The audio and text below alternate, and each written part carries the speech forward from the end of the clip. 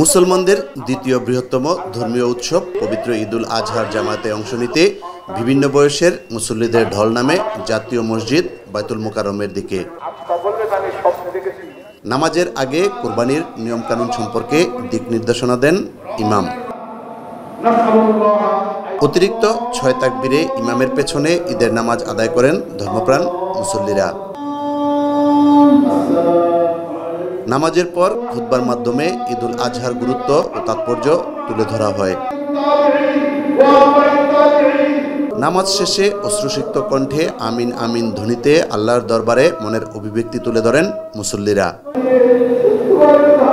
কুরবানি কবুল করে নিতে মহান রবের দরবারে ফরিয়াদ জানান বিভিন্ন বয়সের ধর্মপ্রাণ মুসলমান। কেসারেন শেকড় থেকে শিখরে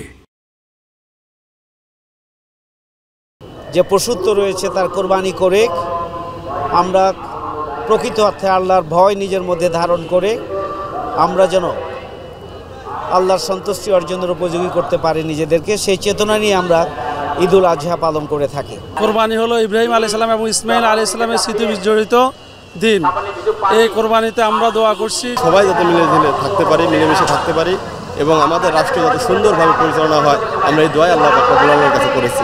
মানুষ যেভাবে ইসলামের উপরে থাকতে পারে, আল্লাহর ইবাদত করতে পারে, সেজন্য সকলের কাছে আল্লাহর কাছে দোয়া করছি, সকলের জন্য সবাই একসাথে বসবাস করতে পারি, শান্তি সৌহার্দ্য সম্প্রীতির সাথে আমরা ভাই ভাই হিসেবে চলতে পারি। সমগ্র দেশবাসীকে পবিত্র ঈদুল আজহার শুভেচ্ছা, ঈদ মুবারক। পাশাপাশি সমগ্র বিশ্বে শান্তি প্রতিষ্ঠার রহমত দান করতে আকুতি ছিল মহান সৃষ্টিকর্তার দরবারে। ঈদ খুশির, ঈদ আনন্দের।